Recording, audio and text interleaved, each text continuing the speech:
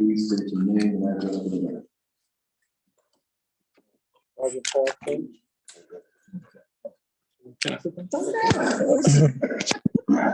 It's my first one. Oh, okay. All right. You're gonna be real nice. Sergeant Paul Finch, address is 190. Lieutenant Paul Finch, 1 Avenue. Sandy Carigi and grant writer, 1 Union Avenue. Thank you so much. So tell us about this wonderful grant that you applied for. So the goal of it is it is recruitment and retention based. As we look amongst our police department, we're in a place to where we want to strengthen the ranks.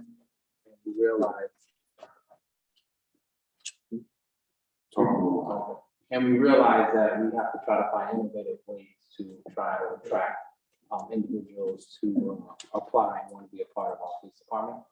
And we currently know that social media is one of the main ways that our young people interact. So we currently have done billboards, we've done the buses within the community, we've done ads on the radio, and those have worked, but we know social media is the main way that we can attract and remain relevant. So we're looking to expand what we already do by creating a social media team. We actually want to have our own website as far as just a recruitment website for the police department. So you can automatically go and apply to the actual website and we can interact with you in that way. One of the main things that we also do now is weekly training sessions.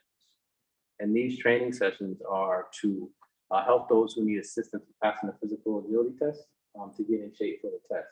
And it has worked because we have candidates that are in the academy about to graduate next week that have gone to these training sessions and they've gone through the whole entire process and now they're about to graduate. And the same for current people now that are actually going through the process of getting ready to apply. But we want to expand it. And we can expand that with having more people involved, more finances, and more officers to be involved in that way. So a lot of it is just the expansion. We also want to include mock written tests, and mock agility tests. Mock written test, agility test, and oral board testing, so that we can help individuals who want to apply, give them practice, so that way they can be more successful in the process from start to finish. So these are some of the main goals of why we're applying for this grant, so that way we can actually expand and improve the whole entire recruitment process. And with strength in numbers, we're able to do more for our community. Besides the call.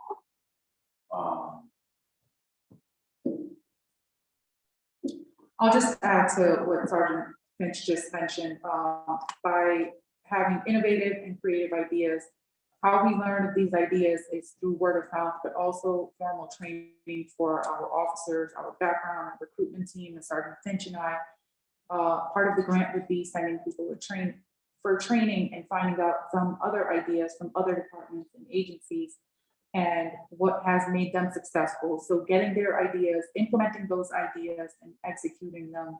We just need the resources. We have an open mind. We have a plan. We just need to move forward, and this is why we're here. Thank you. Would you like to add anything? There was one other item that we wanted to develop, and that's a cadet academy. Okay. We could have, I believe that you could speak about that, 17-year-olds. Yeah, so we realized that if we had a pipeline to grab hold of those individuals who are about to graduate high school and have that interest in law enforcement, if we could gauge their attention by actually allowing them to be a part of the cadet program, but actually paying them, because that's the one thing. You gotta, to keep people's attention, sometimes you have to put money in your pocket. So here it is that, and also with allowing them to be a part of the cadet program, they're gonna be in the walls of our police department and walk amongst our officers and learn how to do the job. We have an Explorer program, but we just want to expand upon that So that way, here it is, if you remain with us from 17 to 21, here it is we have their attention, we're able to train them up, so that way when they turn 21 and they're eligible to apply, then it's an easy process. You can almost say, wow, okay, you four, y'all been with us for the past 4 years, you know, here it is, we would think that you're gonna be successful when it's time for you to go through the process, because you kind of have the inside scoop on how everything works. And here it is now it's on you just to pass the test with you. We already have the preparation for it because you've been with us. And then here it is, especially if you are members of the community, that helps as well. So that's one way we want to just engage our young people in that way. And hopefully that'll continue to build the police department with members of the community. I like to just mention that in the Cox and Perf report from 2015, it actually mentions, the quote, it says, grow your own candidates. That's what we want to do. We want homegrown kids, our kids turning into young adults and then police officers within this community. So that's our goal, is to get homegrown individuals and never giving them a chance to veer off anywhere, keeping them from between our Cal camps to the Explorers program, and then right into the cadet program. And then once they hit 21, that's it. We'll provide them the education that they need, and that they will also have our guidance and leadership along with that. I will pause right there and ask if there's any questions from the committee. Vice Chair Smith. Thank you, Mr. Chair. I don't have a question. I just want to say this has been a long time coming. I'm glad that you all have decided to become proactive. In other towns, they do this by bringing in volunteer firefighters or volunteer police officers, and they start them when they're young. This is another mechanism that will change children's lives so that they're not afraid of police officers or being policed.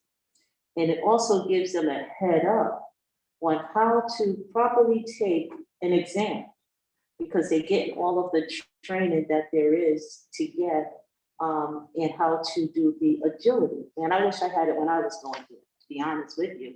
It wouldn't have been such strenuous, and I would have been well prepared and to figuring out what I needed to do.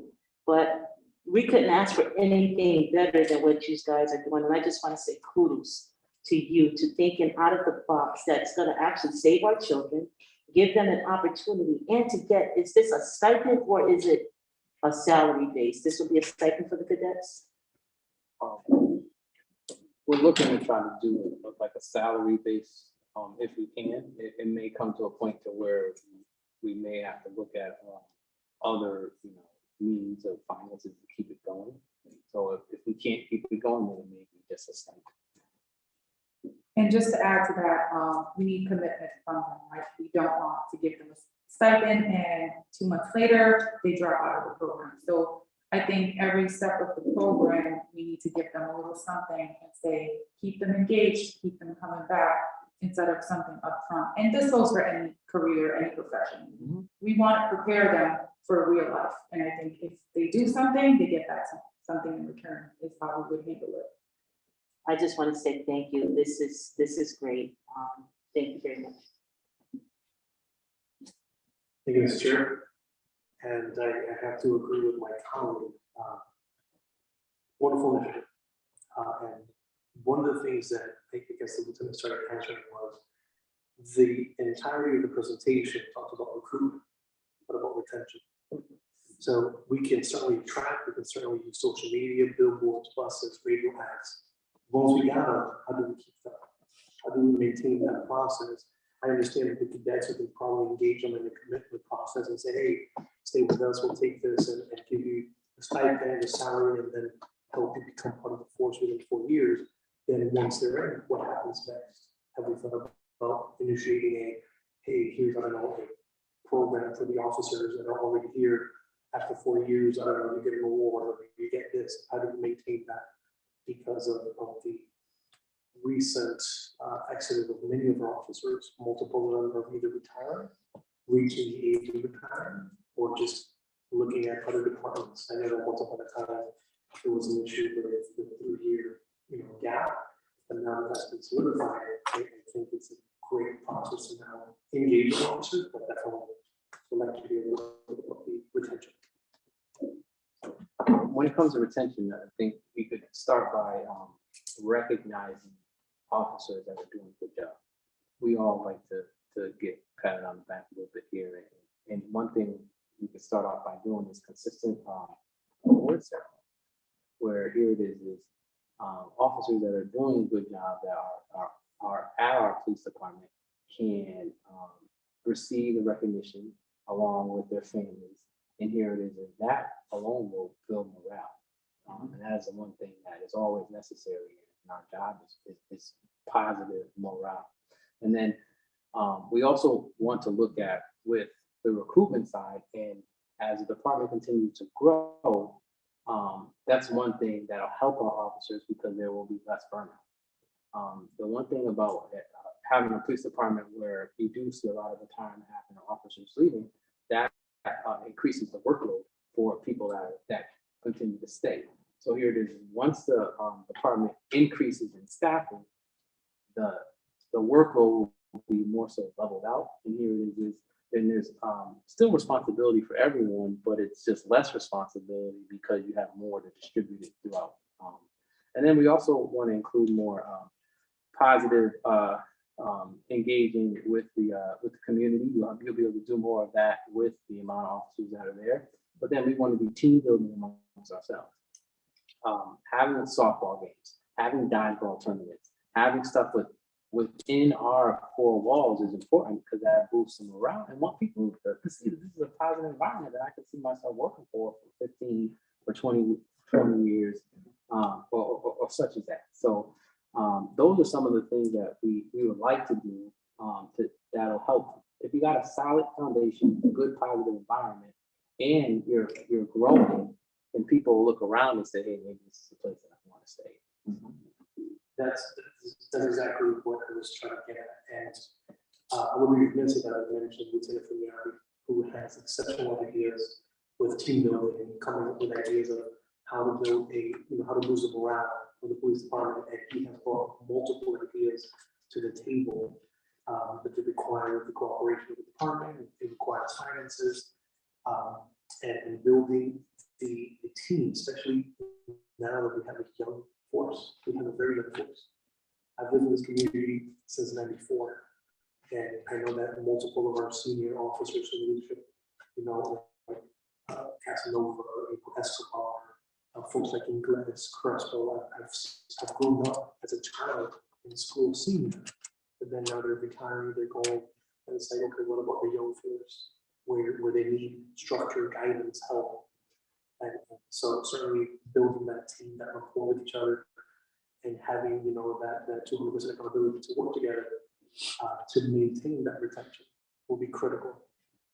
Especially softball games, team building activities, maybe utilizing the gym so you can do strength building and challenging one another. Definitely having once a year cookouts with the police force. That's certainly something that I would certainly encourage, because we definitely want to recruit the officers, but we want to keep them as well. And if they're homegrown, I'm 100% on board. We definitely want our community to be filled with officers that represent the community, live in the community, and care for the community. That is true. Thank you. Thank you. So I have a grant question. All right. Mhm. Is this time sensitive? This grant, is there time restriction on this grant? Yes. Yeah, because this had a particularly short window. Mhm. What we had to do is we had to submit it. Okay. And, with the caveat that if for whatever reason you folks felt that this was not the way that we wanted to proceed, then I can always withdraw it.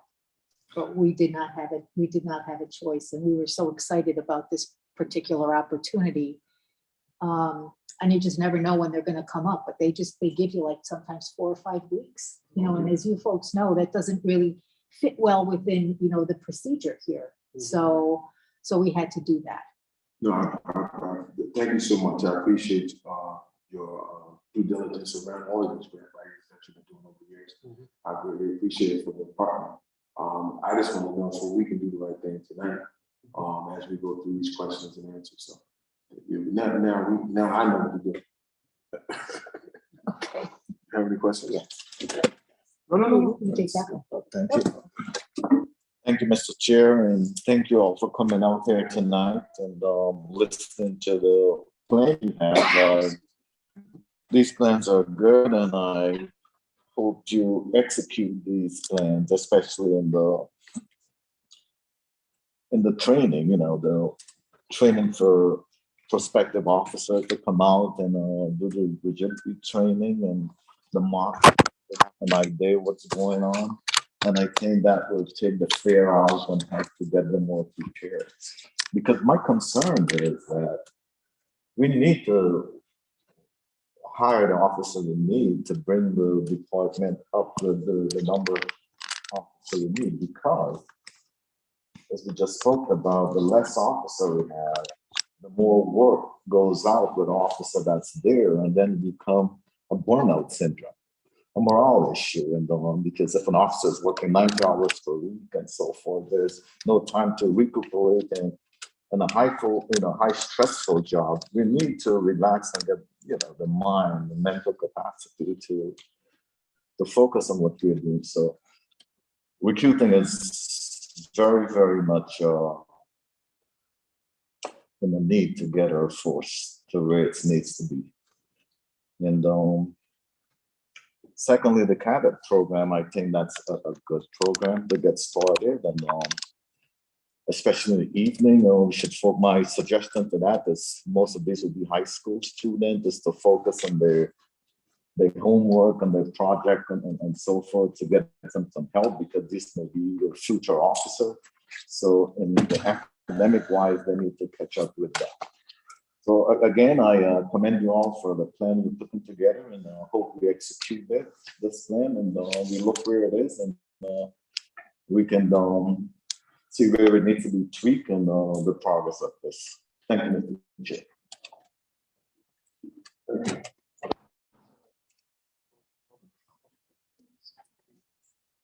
One other question. What are the criteria of this program? Because I know that I'm currently dealing with a lot of youth now that have gotten into some trouble, and they're seeking ways to get yourself clean and want to do something positive. So what are the criteria of this today? And the age, the range what you're going to range the ages from, will they be able to participate into this program? So the age is, so the age is 7 to 20.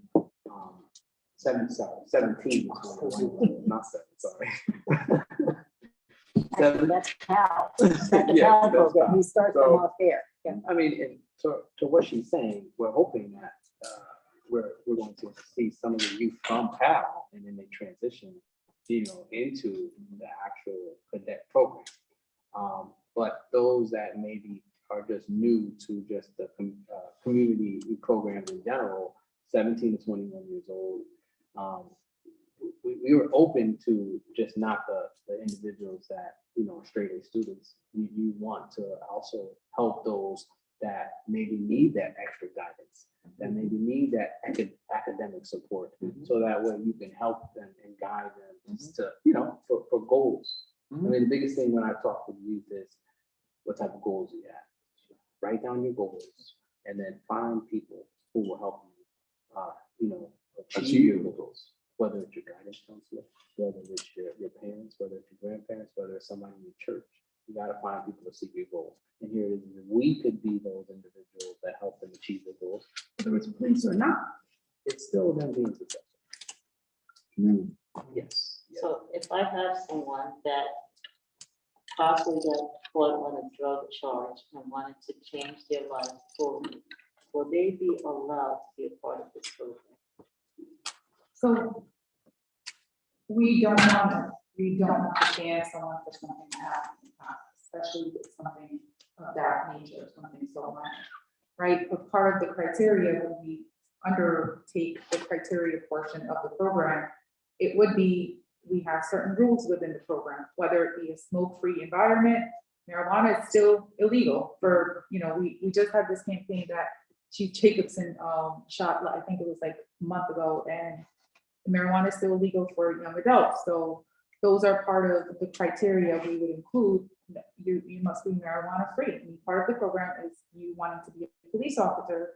So that would be a criteria. I think it's also important that we have criteria of you go to school, you are present at school, and if you miss school, there will be we won't kick you out of the program. We want to keep these kids in, but there will be some repercussions within the program, and the cadet program will be very well run by a junior police academy. So just like the Explorers program is run, it is you have to be physically active.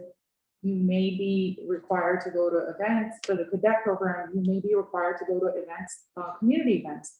What's better than having 5 cadets being present at a table at a community event than 5 officers, right? We want people to engage with the cadet and grow our program. So some of the criteria may include smoke-free, can't get in trouble, depending on what kind of trouble it is, we may have to revisit it. Also, we don't want disruptive groups. So if there are infighting within the cadet program, we may have to make some changes. So we have to come up with some criteria, but most importantly, we don't want to shun someone of their past. I'm just trying to understand a little bit, because you're going from 17 to 21. Right. So you may have some 21-year-olds, 18, 19-year-olds that are out of school or not in school, that may want to be a part of this program. Do that school criteria still stand? And maybe they're not even smoking weed, maybe they sold weed, right? Will this still stand to enable them to be a part of this program? They have to show some sort of productivity. They can't be home all day long and then come to the cadet program. I think we can all understand some sort of productivity is the key to a successful life. So we may include something like have a part-time job or a per diem job. This way it kind of teaches them both sides, attending cadet program and getting some money from their part-time job. So these are things that we would discuss. Definitely great points for you to mention to us. This is a learning thing for me. This is my first time doing it. So we have to just come up with our internal goals as well. And once again, I think this is great, but I definitely feel that there's going to be some challenges that's going to come up with this. Sure. And some of the challenges, the way that we know that it's really scarce for these young people to even get jobs that are out there. It's really hard. And I just wanted to make sure that we cover all grounds and that you guys think of other girls thinking out of the box. Maybe Sure. they can spend time of doing community volunteerism somewhere, right? Yeah. In order to participate into this program, because you are offered a salary or a stipend of some sort, right? So, because you don't want them to say, well, I'm getting paid from here, so I am doing a job. So maybe if, they did things other than, maybe we could figure that out, what they could do. Thank you, guys. Just a suggestion. I'm not putting my education committee hat on. And given the discussions that we've been having is how important reading is. Reading is essential to every single person. Because reading, you're able to communicate. Not just reading words, but reading body language. You're able to read someone, their communication. So there's nonverbal cues that perhaps this generation is not picking up on because they're behind the screen.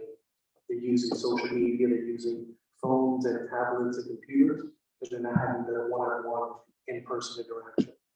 And so this one, through the cadet program, having to engage the community in person, maybe joining, maybe part of the cadet program will be joining the public safety committee here in Board of Alderman every month, coming in and listen to the issues and concerns. Maybe going to the management teams, maybe having one of the beats walk with them, and then they can actually interact with the community. Because a lot of the, and I'm going to say the later millennials, I mean, not millennials, but the younger millennials, and the Generation Z, they're tired, so you're not outside like we are. You're not interacting with everyone. So I think just having that ability to also teach reading, even at a fundamental level, you're gonna be able to break 4th, 5th grade level. Because now some kids are just being moved on just because of the pandemic. And they're reaching 5th, 6th, 7th grade, but they're not reading at a 2nd grade. And then they get to high school and it's like, oh, I don't know how to read this. Well, maybe that's something we can also teach and help. And this is just, I think it's true. Thank you. We got one more. Happy birthday, boy.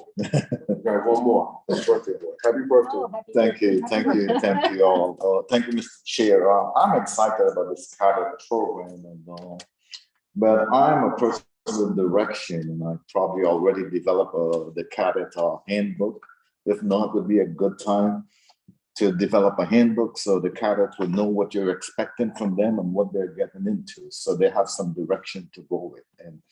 And secondly, I know we have the garage where the vehicles are and some of the cadet youth that's not working is looking for some kind of job. It's some stipend in between there around the shop. I don't know, I'm just throwing it out there just to keep them in the cadet program. Sure. Thank you. Thank you. If there's no more questions for the committee, I just want to say thank you. Thank you. Job well done for your first time. I'll be seeing you around. Thank you for coming. This is my I don't know what to call it, lieutenant, sergeant, chief. Put stuff on. Your people. My people, because she That's took it. care of my district for like 4 years and it was safe to be pleasant of her. I want to say thank you publicly. Thank you. Thank you so much. And my grandmother friend here, thank you. And it's my first time meeting you, so thank you for coming out. And we better for you, right? We will be better because of that. Thank you. So thank you Thank so you much. very much. Thank you so much. And thank you for all you're doing. Thank you. Yes, thank you.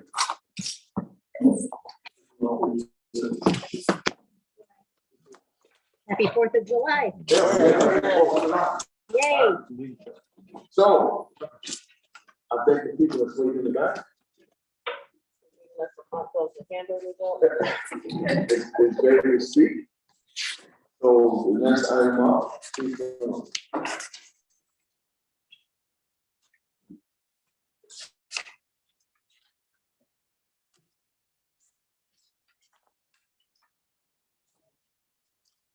this is the big one, right? Yes.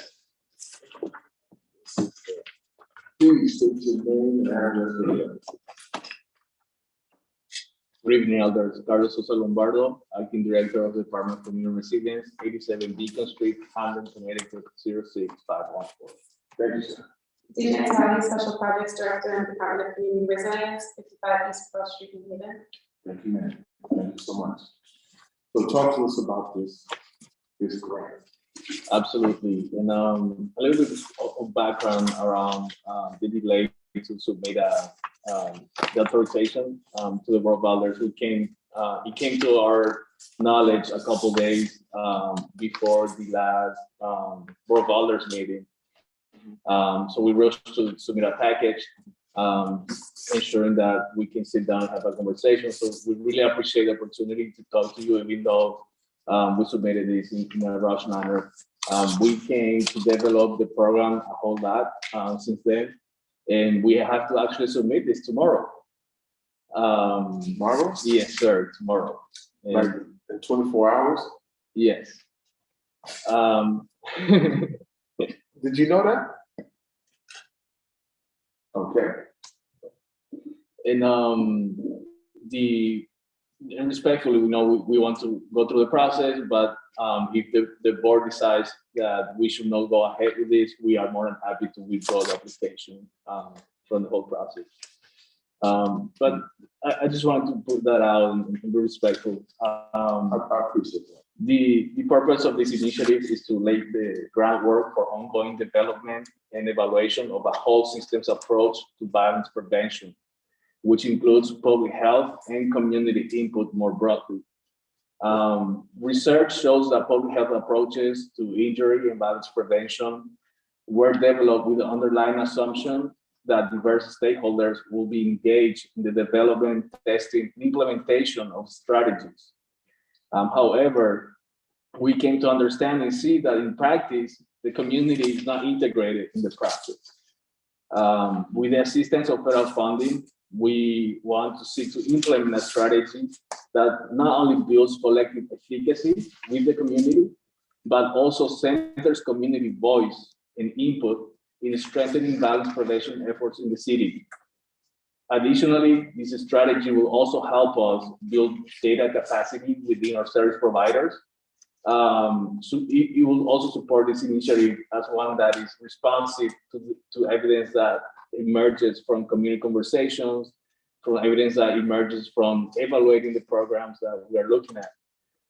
Each of these objectives will be addressed through separate yet interconnected activities. First, the city will develop a diverse citywide working group to guide the community input process and ongoing strategy development and implementation for violence prevention strategies.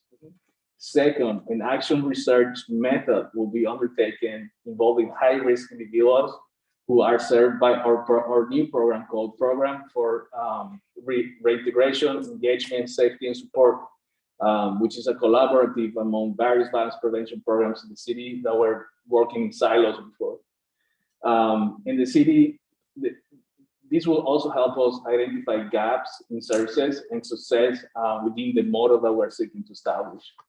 Finally, the community organizations that provide direct services to our at-risk population will undergo an internal data capacity plan. Right now, our service providers do not have the capacity to implement data-driven programs. We want to make sure that we're tracking data and making sure that we're holding everybody accountable for the work that they're doing. With these approaches taken together and informing one another, the city expects to see an increase in trust and community engagement, lower rates of violent crime and recidivism, and greater public satisfaction with services. In terms of the budget, we are planning to apply for $1,850,000. We will hire 2 program coordinators directly on who will work under Janae's leadership. We will assign, we will go through a procurement process to get a research partner for $450,000 over 3 years. We will also do an RFP in accordance to the community input that we receive to provide services for $912,320. And the rest will go to internal staffing to help support the implementation of the program. Thank you. Would you like to add? No, I guess if I could say anything, I'd say that, I just came on the team and transferred from the mayor's office into this department because I have such subject matter expertise in violence prevention. I come from 5 years in Philadelphia doing reentry and violence prevention work in Philadelphia, city of millions last year, the year that not millions, sorry, but large enough city. But, when I left, there were 500 homicides in Philadelphia in 1 year, 404 of them were shootings. And I think what we have before you, I'm from New Haven originally, so I'm very familiar with the violence landscape. I worked youth staff before I left for Philadelphia. The plan that you just heard, the summary of the plan that you just heard is really informed by what Carlos's work over the last few years in reentry, the emerging press program, what we heard from the listening sessions, and understanding that the 12 listening sessions is not enough, and that this actually needs to be a centered part of the ongoing process of violence prevention in the city. And that's integral to the work. And just from what cities across the country are seeing right now, this is innovative. There are not a lot of cities that are involving communities directly in the work, not letting them make decisions about how violence prevention efforts are going, or providing feedback once those strategies are implemented, right? And so I think that this is very unique. I have not seen it before, and I'm really excited to talk to you all more about it. Thank you. Are there any questions from the community? All good questions. Thank you, Mr. Chair. Wonderful presentation, Carlos. I just wanted to ask with regards to what you're planning for. You're planning for 1.85 million, correct? Yeah. There is one for the whole day, for two. I will say strategically as a researcher, I'm finishing my doctorate at Temple University. I've worked on federal grants. It's like an insider secret that you never ask for the whole thing because it's like as soon as you see that someone was being greedy, you want to say no. So we lowered it just a bit and worked with the budget for that reason. I like it. Definitely, thank you for that insight that I will agree with you. Especially, it's funny that my colleague and I were talking about this gun violence. And it's really, we don't want to worry about the pandemic, but the pandemic has certainly played a role with folks being organized to deal with themselves without having to engage either their medical providers or their health providers, and certainly now that folks are opening up and engaging, we certainly want to also provide assistance in building trust, like I said, with the community and building that trust with the services that is being provided, because there are times that people say, what has been attacked on the floor, what's going on, and I think this is certainly would shed some light on how to look at those gaps and look at those different programs that are not working, perhaps being able to fix them and provide guidance to make it better for them. So thank you all. Thank you, Mr. Chair. Thank you, Mr. Chair. Currently, how many people that you have employed in this program? My department or Resilience team? yes. So I have Visionary Tally. She's a special projects director. I have a community mental health initiatives coordinator who just started 3 weeks ago. We are still looking for a violence prevention coordinator. We're going through the recruitment process right now. And I have Velma George under my department now, doing housing and homelessness coordination. We have a harm reduction manager through a second, she's a secondary employer of a partner organization. We don't pay the salary. Have you currently been out into the city dealing with violence prevention? We have been working very closely with partner agencies and have visited spots. We have visited the partner agencies and are working very closely around coordination. We are also visiting the hotspots, making sure that we have our street outreach team partners going out there and engaging people, making sure that there's a quality control assurance. Okay, so I just want to understand, your partners go out to do it, but not your team.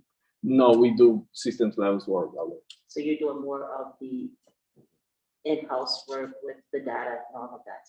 The data, directing the work, making sure that our partners are doing the work that they're supposed to do. We mainly contract out rather than running in-house. Is there any plans? I'm sorry, Les. Is there any plans to bring in your own crew to do the work instead of contracting it out? Or was that a part of the plan originally? Part of the plan originally supporting partner organizations who have the expertise and experience already doing the work and making sure that we build their capacity to enhance the services that they provide rather than us running it. We generate a lot of cost savings when we contract it out to community organizations. I'm gonna deal at this moment. Okay, thank you. No, because just at a snapshot, right? And maybe I'm off, but in reference to what this looks like, right? So we have like a street team, right? That go out, right, and try to do this now, right? And the folks that you will be hiring, right? This goes through, right? Are they a part of like the street team on your crew, or are they a more administrative, connecting the dots with people who do this kind of work? Right, it's more so connecting the dots, and if I could just back up a little bit, because I'm not sure, I know press has been, like, we talk about it all day, so I'm not sure how much other folks know about it. The purpose of press was to coordinate services that have otherwise functioned in silos. So we have a street outreach team that's been doing the work that's on the ground.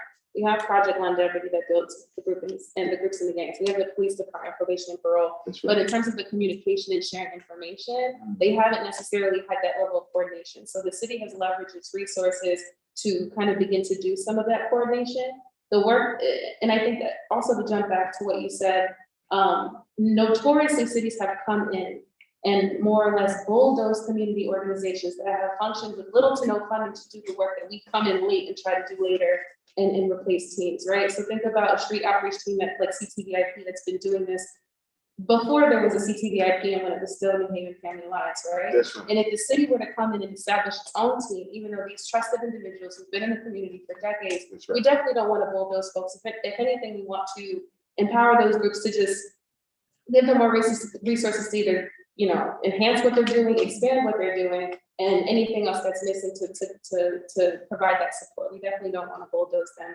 on that. The purpose of the navigators is because of that silo situation that I was just describing to you, someone who is high risk in New Haven might touch all of these organizations or bounce between them over time. But there's no one who's following that individual, that at-risk person, regardless of where they go. So when we talk about falling between the cracks exist between these organizations. If somebody comes off parole, they might still be high risk, right? But who's the person once they leave that's still going to follow them and see if they're following up on other services that they might still be receiving. So the purpose of navigators is so that an individual who's already high risk doesn't feel like they're bouncing between caseworker at these different organizations. At the city level, we can provide some support. This person is going to follow you and support you no matter what organization you go to receive services, and to help those organizations that are already overburdened relieve some of that administrative piece by having a person who's going to be able to follow up and catch people so that they don't fall through the cracks. I get it. If I may add, Yes. it's also a mechanism to ensure that we have quality control and quality assurance throughout the process and holding accountable organizations that are part of the initiative as well. No, that's clear. I appreciate that explanation. I understand it. I receive it in that particular manner. It's almost like using a best practice approach between teams and having someone oversee the dot that moves, and this is what your entity will be providing as we get this kind of funding for the community. That's why you call it the community engagement, because I'm sitting here saying, where's the community engagement in reference to, from what I'm seeing in front of me. But now I get it in reference to how y'all gonna be moving collaboratives, the entities, the people that you're doing. No, I receive it. No, it's a good opportunity. But I'm gonna let you all right? I'm good. I just want to commend, thank you, Mr. Chair. I just want to commend you of going after this grant because this funding is important to sustain and keep this department going. So I urge you to keep looking for future grants so this organization could continue to serve our community. Thank you. Thank you, sir. Thank you. You're not doing the answer. No, I don't have anything else to add, sir. Okay. I agree with you, don't mind. No, I don't mind. So just to also bring back up, but there were 3 parts, and one of the parts was a working group. It was the first thing that we mentioned. That also was a community engagement piece. Right now, PRICE is focused on, it has member organizations that work directly in violence prevention. The working group would be a wider working group that might involve community members, perhaps folks from the faith-based community. I think we figured that out once we got there. That working group would be responsible for being a constant feedback loop for our department and for the Office of Violence Prevention and the strategy to constantly let us know how we're doing, what's not working, and what the impact is on the community, right? And part of what we would task them with through this grant would be figuring out how do we disseminate that progress information back to the community, and we would pilot it in the neighborhoods that experience the highest rate of violence. Can't tell you how many times I've gone to the community, especially communities that are experiencing the most gun violence, and they say, well, what is the city doing? I think part of that is because the folks don't know what's happening because we don't do a really good job of telling folks that we're out there every day unless they see it, and it's not always seen, right? So that this working group would be tasked with figuring out what does it look like for a city and for partnering agencies to do this work, and to also make sure that it comes back to the community. Is it more constant town halls? Is it, what does that look like? And have that working group that is composed of community members and other folks in this work environment to figure out what it looks like to share information. So that's also the community engagement. I just wanted to just see the. No, I thank you so much. I have another question about this too. So you're saying you're putting this out to bid for people to apply, right, for the job? No, the jobs will be, the city will be hiring the two positions directly. So they will report directly to the BoA once we have an Office of Violence Prevention Coordinator, they will be working with them very closely. We will bid the research piece, which also includes the community engagement and an action research component. And we will also procure services that, according to the feedback from the work group and the research action team, we will create RFPs to bid services. I have another question. This is on the program coordinator, the two that's going to be reporting to you. What are they actually going to be reporting? Are they going to be in the field or just collecting data to give to you? What exactly? They're going to be working directly with our partner agencies. That's a really good question. So all of the folks who are involved in press, which include Project More, which is the reentry organization, the Reentry Welcome Center, CTVIP out on Ashton Street, that does the street outreach, Project Safe Neighborhoods, and Project Longevity, they would actually be working with those folks. Additionally, some of the feedback that would come back from the work group might mean that we would contract with Clifford Beers or any agencies where we, any of these folks would refer out for counseling, for mental health. They would kind of do the follow-up of, did this person show up for services? If they stopped going to services, why didn't they go? And to kind of track that person through the agencies that they're certified. So it might be just the press organizations, but it might be some other subsidiary organizations in which they provide some sort of service. We're not sure what those would be quite yet, because we want those referrals to be informed by the working group and what folks who are high risk themselves say they need. So this, if you can think about it as like one part of this goal, informs the next step. So we have a working group who tells us this is what we're experiencing in the community. We have high risk folks saying this is what we're experiencing. These are what the needs are. We start to involve those folks as partners if they're not partners already. And so the navigators would be navigating through with all of those agencies in the way that they provide services for our high risk folks. Unless any questions. I'm sort of confused because with these organizations that you're naming, they have prominent people that are already in position to give you the data or the information and what you need. Why are we hiring more people to do the same job? I would have to say that I'm not entirely sure that's true. Experientially, just community organizations, I can say for CTVIP, they say they're understaffed. They don't have the capacity to kind of really gather the kind of data, send it. It's a very time-consuming process. It really puts a burden on a street outreach worker because when they're not in the street, they would like to be, they have to do paperwork. And so to provide some administrative support and sort of like the capacity building exercise with them to just provide help. It really is difficult for organizations that have to worry about their funding, are understaffed, or under-resourced, to then for us to say, we need this data. It really is, and we hear it over and over again from all of our community partners. It's really difficult. And they need that data, quite honestly, to be eligible and competitive for more funding. So it really is a burden. And if I can add, they will not only be doing the data collection piece, they will all be also helping them navigate. So that the navigators and the coordinators are the one the same position. So yeah, so you, please excuse me for cutting you off, Carlos.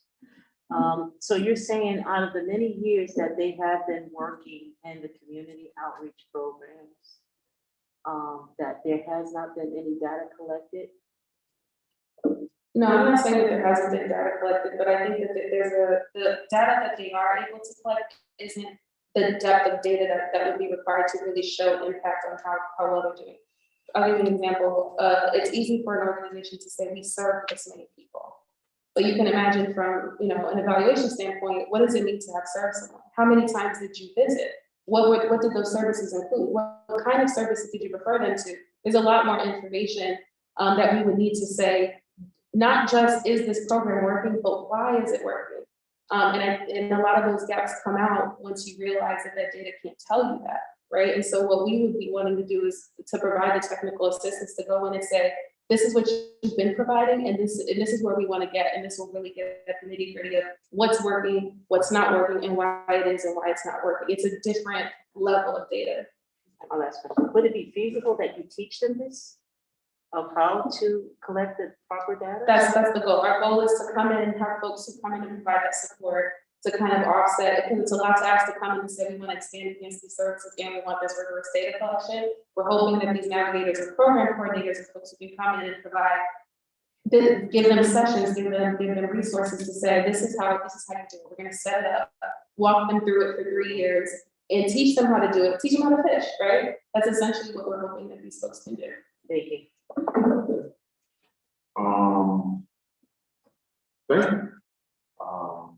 I do have a question, and this will have nothing to do with this. Right. Okay.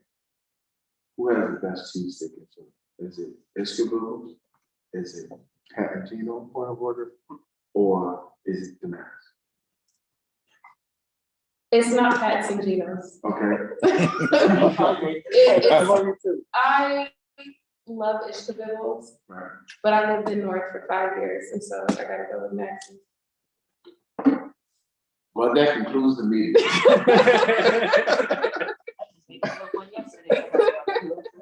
No, thank you so much. Thank you for coming out, sharing. And, you know, we got to do our due diligence now. So thank you so much. Thank you, others. Thank you for the opportunity. Thank you. Thank you for the presentation. Thank you, sir. Good stuff.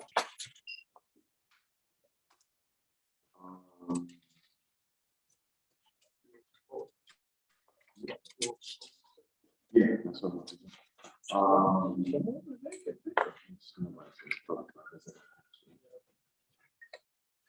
Is there anyone from the public like to speak on these two items before us? Going once, going twice, or 3 times? Mr. Chair, I move that we close the public portion of this meeting. Right. All in favor? Aye.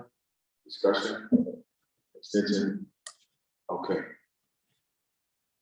Mr. Chair, I move that move items 1 and 2. Second, All in favor? Aye. Discussion? yes. Well, I think that these two items are very, very well put together. So we need, I think we can monitor the second one more so than the first. I think the honestly, the grant, as we know, it's not time sensitive, so we can't wait around with this 175,000. We have to move quickly, right? I think y'all asked really good questions, right? Mr. Dan, around that. And gave good ideas, right? Around that whole, what they can do to engage people to be hired and retained, right? And I think it's okay.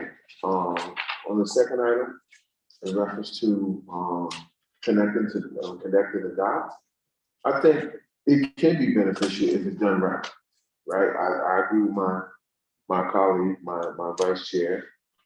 It sounds like some duplicating, but we won't know until we see it. You know what I'm saying? So I support on both of them moving forward. Thank you, Mr. Chair. I do agree with the first one. I think this is a much needed program that's needed through the police department, but started as cadets. It gives the people in the community, young people, a heads up on how to become a police officer. I think that's very exciting. But the second one, I have a problem, an issue, because I believe it is a duplication of services. I believe that we can train these people that are in position currently now that has been doing this prevention for the last, that I know of, 8, maybe longer years that has been happening. Program has been very successful. And I've witnessed them even dealing with other youth. And so now, if they're willing to train these people to be monitors or whatever, then I'm for it. If they're not, and just willing to just hire people to be hiring people that people are already doing the jobs, I cannot support this. Yeah, I don't think they're doing it though. I think it was a clear message because you asked that question, right? And it was like they will be training them to do this, right? I don't think this is a knock on what people have been doing in the past. I think this could be a tool for them to do it better, right? And the only way we see it if we pass this forward and then bring them back, right? Like we got to give them a chance to see what it looked like, right? And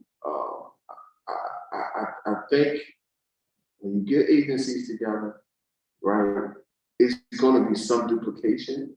At the same time, it may be modified to do it better for we can reach more people in the community. I don't want to debate on this. That's been a problem of the city of duplicating services as far as I know. Plus, Mr. Chair. We are not arguing, we are having a discussion. Okay.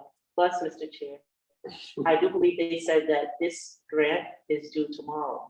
Yes, it is. Which they're probably gonna lose the grant because they probably cannot put it through that quick unless a full board vote on it. Am I correct? I want to have to lean on my legislator who, If they can apply. Yeah. Yeah, we can apply. They can apply, but if we don't want to accept it, There's nothing stopping them from applying. Thank you. thank you. Mr. Chair, I just want to add that the $2 million grant is going to expand and enhance.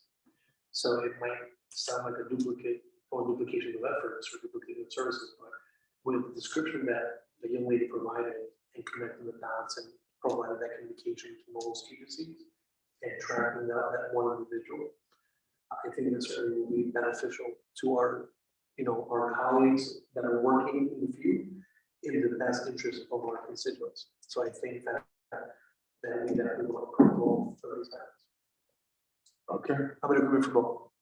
The CANET program, the retention program for the first one, and the utilizing ways and innovations to recruit. Great. August, Stephen? Stephen, I'm sorry. Thank you, Mr. Chair. I've all for seeking the grant, and so getting 2 additional person to collect the data because the data need to be collected and looked at, and so I'm in favor for this, for them to apply for this grant. So I just want to say thank you for coming down on your birthday. You could be with your family, you could be anywhere right now, but you came down here with the committee. I appreciate that. Happy birthday, maybe more. Thank you. Mr. Chair, I move that we approve both items and that we discharge this committee with a UC. All in favor? Second. So before you do that, Alder Crespo, Yes, sir.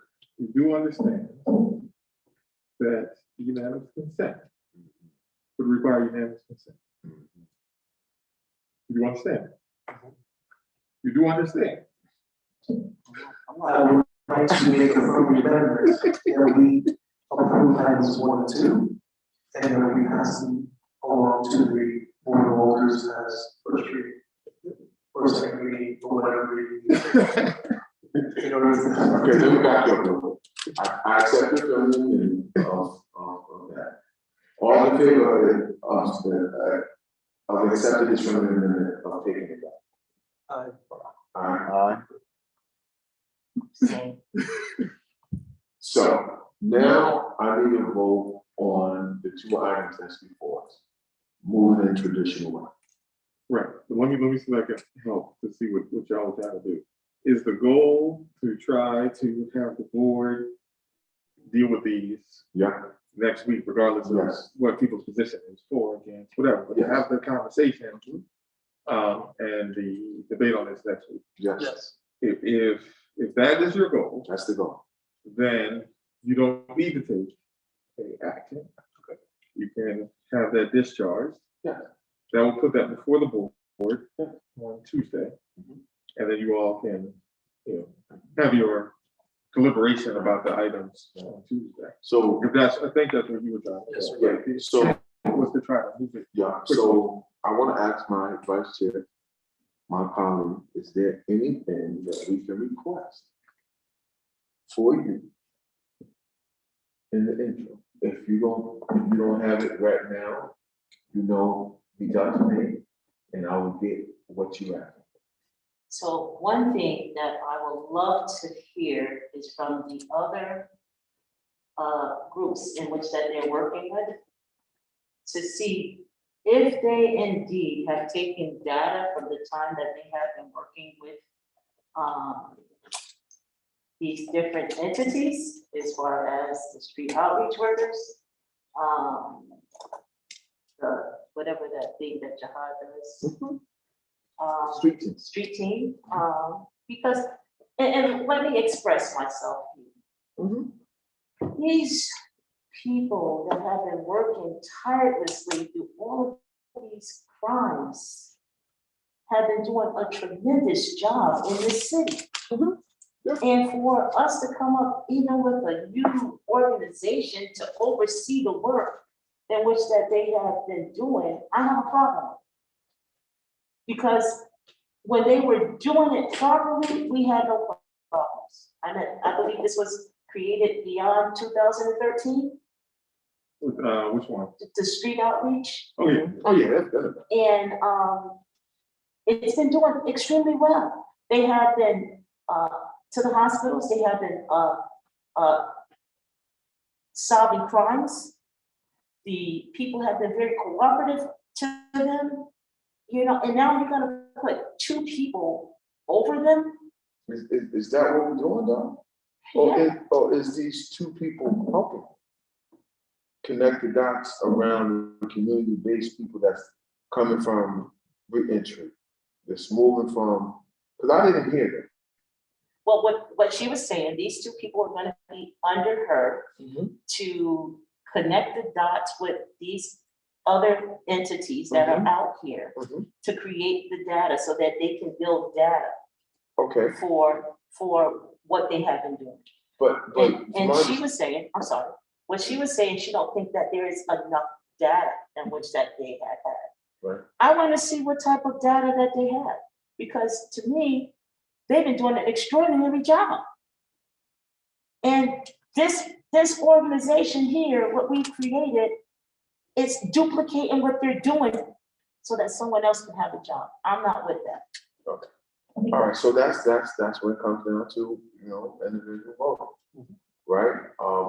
I think that it can enhance. I think that we need to ask that question that you're asking about. Have they connected the dots with the people that they're talking about to even get a negative or positive response in working with them, right? We need to get that. So that's an absolute. We're gonna get that. We're gonna get that answer, okay? But at this present time, on items 1 and 2, I like to discharge them. You don't need a motion for that, because So all in favor of moving it forward. you're good. You don't need to take any action. Okay. Committee understands what you're doing. Okay, all in favor. I'd like to take my motion back, but Yeah, we did that already. no, we didn't. Yeah, Let's go with that. Huh?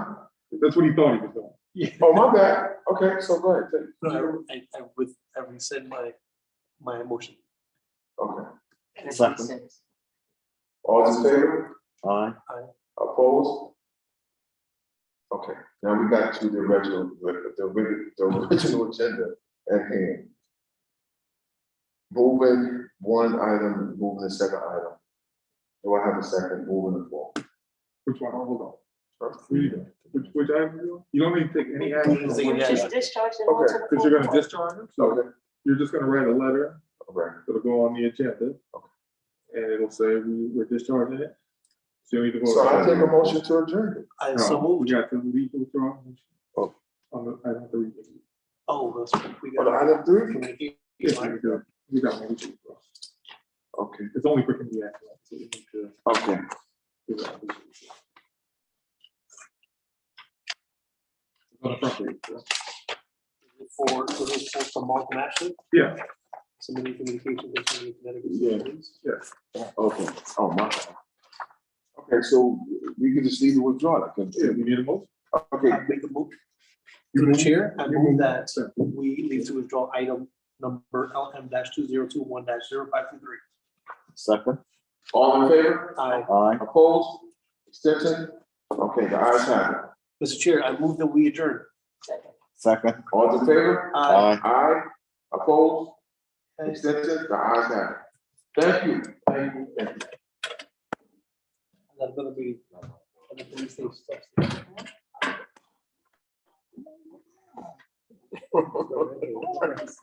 want Ladies and gents. Yeah.